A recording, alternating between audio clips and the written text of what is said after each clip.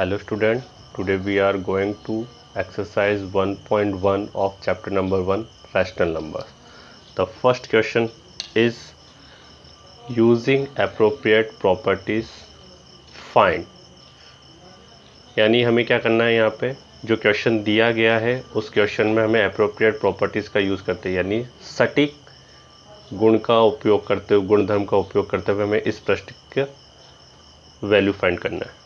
तो first question है आपका -2/3 multiplied by 3/5 plus 5/2 minus 3/5 multiplied by 1/6।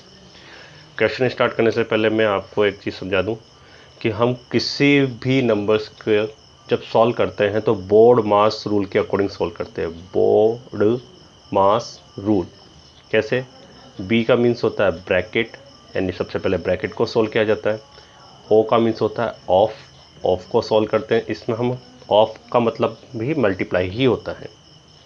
D से डिवीज़न को, एम से मल्टीप्लिकेशन, ए से एडिशन और एस से सब्ट्रैक्शन। तो हमें इस रूल के अकॉर्डिंग सबसे पहले प्रेफरेंस इसको देते हैं ब्रैकेट, फिर ऑफ, फिर डिवीज़न, फिर मल्टीप्लिकेशन, फिर एडिशन एंड सब्ट्रैक्शन। तो हम यहाँ पर भी उसी रूल का यूज़ करते हुए क्वेश्चंस को सॉल्व करेंगे। अब जैसे आपके पास फर्स्ट क्वेश्चन में लिखा हुआ है, तो जो भी फर्स्ट क्वेश्चन में साइन देखें तो यहाँ पे मल्टीप्लाई आ रहा है, यहाँ पर भी मल्टीप्लाई आ रहा है, एडिशन आ रहा है, फिर सब्ट्रैक्शन आ रहा है। तो इसका मतलब सबसे पहले तो हम मल्टीप्लाई को सॉल्व करेंगे।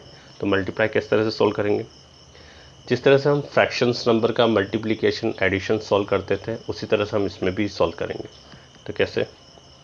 यह 3 नोमिनेटर में और डिनोमिनेटर में डिनोमिनेटर में 3 है और नोमिनेटर में 3, तो ये 3 से 3 क्या हो जाएगा यहाँ पे कैंसिल।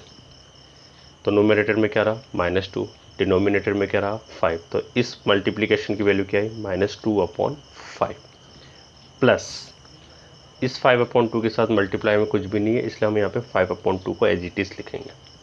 उसके बाद नेक्स्ट नंबर है -3/5 मल्टीप्लाइड बाय 1/6।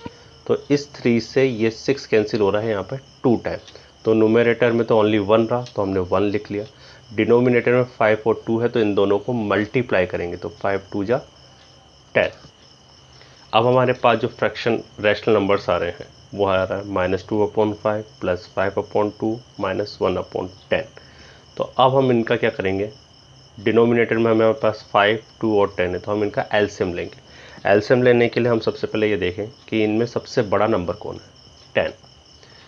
क्या जो 10 है वो अदर जो डिनोमिनेटर्स हैं, यानी जैसे 5 और 2 है, क्या उन दोनों की टेबल में ही आता है 10? तो हमने देखा कि 5 की टेबल में भी 10 आता है, 2 की टेबल में भी 10 आता है। इसका मतलब एलसीएम क्या बनेगा यहाँ पे 10। इस 5 से हमने इस 10 को डिवाइड किया 2 टाइम, और वो 2 -2 से मल्टीप्लाई होगा। इसी तरह से हमने 2 से इस 10 को डिवाइड किया 5 टाइम, और वो 5 मल्टीप्लाई होगा इस 5 से, तो 5 मल्टीप्लाइड बाई 5 लिखा। ये इस 10 से ये 10 डिवाइड होगा 1 टाइम, और उस 1 को मल्टीप्लाई किया इससे 1 से। तो यहाँ -2 को 2 से मल्टीप्लाई करेंगे तो -4, प्लस 5 को 5 से मल्टीप्लाई करेंगे तो 25, और 1 को 1 से मल्टीप्लाई करेंगे तो 1। और डिनोमिनेटर की वैल्यू क्या चल रही है हमारे पास 10। अब -4 और -1 को ऐड करेंगे, क्योंकि दोनों नेगेटिव नंबर है। सेम साइन के नंबर जब भी होंगे तो उनको ऐड करना है और वही साइन यूज़ करना है। तो -4 और -1 को ऐड करा तो -5 आया, और प्लस 25। अब 5 नेगेटिव नंबर है, 25 पॉजिटिव नंबर है, तो प्लस माइनस माइनस 25 में से 5 माइनस करेंगे तो क्या आएगा यहाँ पर 20, और डिनोमिनेटर की वैल्यू क्या है 10। अब ये 20 किसका आएगा प्लस का, क्योंकि यहाँ पर ग्रेटर वैल्यू किसकी है प्लस की, इसलिए ये प्लस का आया। 10 से 20 को डिवाइड किया तो 2 टाइम, तो इसका आंसर क्या आया हमारे पास 2। इसी तरह से एक सेकंड क्वेश्चन है। सेकंड क्वेश्चन में लिखा हुआ है 2/5 multiplied by -3/7 minus 1/6 multiplied by 3/2 plus 1/14 multiplied by 2/5। तो बोर्ड मास रूल के अकॉर्डिंग सबसे पहले मल्टीप्लिकेशन को सॉल्व करेंगे। तो यहाँ देखें 2/5 और -3/7 में कुछ भी कॉमन नहीं दिखाई दे रहा जो कट सके, यानी ना 3 से 5 कट हो सकता है, ना 2 से 7 कट हो सकता है। तो हम इनको मल्टीप्लाई करेंगे। तो 2 को -3 से मल्टीप्लाई किया तो क्या आया -6, 5 को 7 से मल्टीप्लाई किया तो आया 35। एक बात याद है कि जब भी आप मल्टीप्लाई करें तो नोमिनेटर को नोमिनेटर से, डिनोमिनेटर को डिनोमिनेटर से। इसका मतलब है ऊपर वाले नंबर को ऊपर वाले नंबर से, नीचे वाले को नीचे वाले नंबर से ही मल्टीप्लाई करें। इसी तरह से हमने यहाँ देखा 1/6 मल्टीप्लाइड बाय 3/2। तो इस 3 से ये 6 कितने टाइम कैंसिल हो रहा है? 2 टाइम। तो अब ऊपर तो रह गया 1 और नीचे है हमारे पास 2 और 2। तो ऊपर वाला नंबर तो हो गया 1 और 2 को 2 से मल्टीप्लाई किया 4 और इसके आगे किसका साइन था? माइनस का, तो हमने यहाँ पे माइनस साइन लगा दिया। इसी तरह से 1/14 मल्टीप्लाइड बाय 2/5। तो इस 2 से ये 14 कैंसिल हो जाएगा 7 टाइम। तो अब नोमिनेटर की वैल्यू क्या है यहाँ पे? 1 और डिनोमिनेटर में 7 और 5, तो दोनों को मल्टीप्लाई करके लिखा तो 35। तो अब हमारे पास रैशनल नंबर क्या रहा है? -6/35 -1/4 प्लस 1/35। अब हमें यहाँ पे 3 नंबर्स हैं डिनोमिनेटर में 35, तो ये तो सेम ही है और ये 4। अब इन दोनों में से बड़ा कौन है? 35। तो पहले तो हम ये चेक कर लें कि 35 जो है 4 की टेबल में आता है? नहीं आता है। तो इस कंडीशन में हम एलसीएम कैसे लिखेंगे? तो उसका एक सिंपल सा ट्रिक है। आप 35 की टेबल लिखना स्टार्ट करें। जैसे 35 बन जा 35, उसे 4 से डिवाइड किया तो ये 4 से डिवाइड नहीं होगा। आगे फिर 35 2 जा 70, 70 को हमने 4 से डिवाइड किया तो ये भी डिवाइड नहीं होगा कंप्लीटली। फिर 35 3 जा 105, इस 105 को 4 से डिवाइड किया, ये भी डिवाइड नहीं हुआ। फिर 35 4 जा 140, तो 140 जो है वो 4 से डिवाइड हो रहा है यहाँ पे कितने टाइम? 35 टाइम। इसका मतलब इसका जो एलसीएम बनेगा वो क्या बनेगा यहाँ पे? 140। क्लियर है यहाँ तक का? अब क्या करेंगे हम यहाँ पे? अब हर एक डिनोमिनेटर से इसको डिवाइड करेंगे और डिनोमिनेटर से डिवाइड करने पे जो वैल्यू आएगी उसको नोमिनेटर से क्या करते चलेंगे? मल्टीप्लाई। तो कैसे? जैसे 35 से हमने 140 को डिवाइड किया कितने टाइम? 4 टाइम। तो ये 4 किससे मल्टीप्लाई हो गया यहाँ पे? -6 से।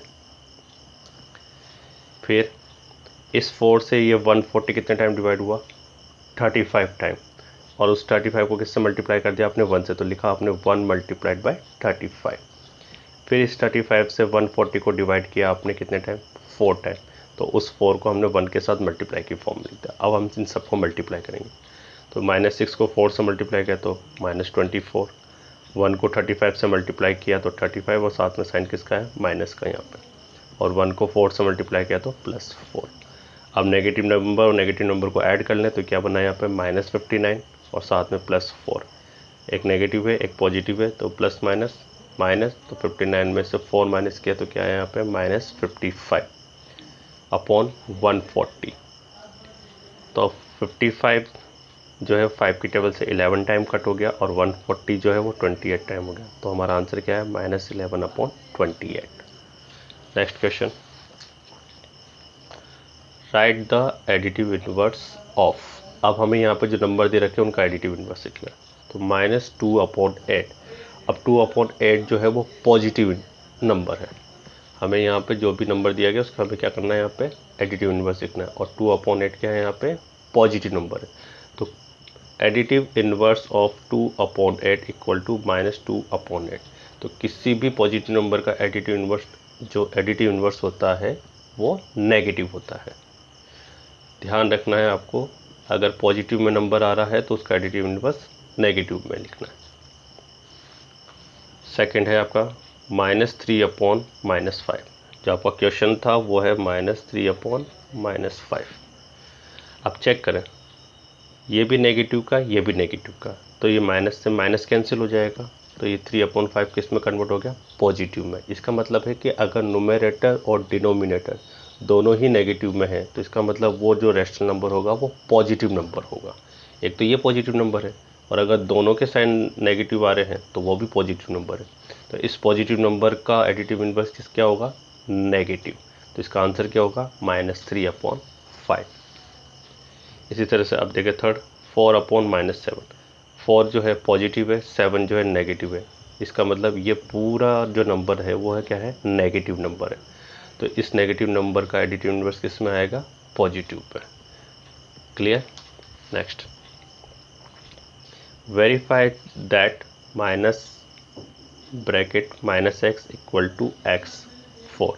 अब हमें ये चेक करना है कि यहाँ पे जो ये टर्म दे रखी है माइनस माइनस एक्स, उसकी वैल्यू किसके इक्वल होगी, एक्स की।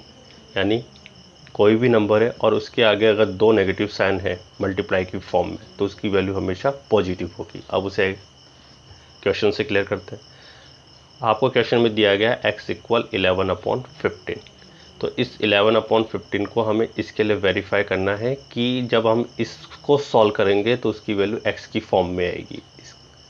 तो उसके लिए हम क्या करेंगे, LHS लेंगे। LHS ये वाला पार्ट है, माइनस माइनस एक्स।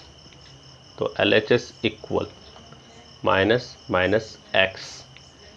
अब x की जगह तो हमने लिखा 11/15, क्योंकि x की वैल्यू क्या है अपने पास, 11/15। फिर इस x के आगे किसका साइन है, माइनस का, तो साइन हमने लगा दिया पे माइनस का। और इस पूरे ब्रैकेट के आगे किसका साइन है, माइनस का, तो इस पूरे ब्रैकेट के आगे भी माइनस का। अब माइनस माइनस क्या होता है, प्लस, तो 11/15 आया। और 11/15 किसको शो कर रहा है यहाँ पे, x को। इसका मतलब इसकी वैल्यू किसके इक्वल होगी, x की। तो हमने ये पोर्शन लिया और हमें ये वाला पोर्शन मिला। इसका मतलब किसी भी नेगेटिव नंबर का नेगेटिव हमेशा पॉजिटिव होता है। अब सिमिलरली सेकंड क्वेश्चन है आपके पास, x इक्वल -13/17। x equal -13/17। तो अब यहाँ पे हम क्या करेंगे, वापस से ये वाला पार्ट लेंगे, माइनस माइनस एक्स। अब x की जो वैल्यू है वो -13/17 है, तो हमने यहाँ पे लिखा, x की जगह लिख रहे हैं -13/17। फिर इस x के आगे किसका साइन आ रहा है, माइनस का। तो इस -13/17 के आगे हमने माइनस का साइन लगाया। और इस पूरे ब्रैकेट के आगे किसका साइन आया, माइनस का। तो हमने इसको भी पूरे ब्रैकेट को बंद करके इसके आगे किसका साइन लगाया, माइनस का। सबसे पहले तो हम इसको सॉल्व करेंगे। माइनस माइनस क्या होता है, प्लस। तो ये 13/17 किसका है, प्लस का। फिर ये प्लस का, ये माइनस का, तो प्लस माइनस माइनस 13/17। तो ये -13/17 है, वैल्यू किसकी है यहाँ पे, x की। तो इसका मतलब ये x के इक्वल हो गया। तो इसका मतलब है किसी भी नंबर के लिए ये वाली प्रॉपर्टी हमेशा, किसी भी नंबर के नेगेटिव का नेगेटिव जो होता है वो हमेशा क्या होता है, पॉजिटिव होता है। Thank you.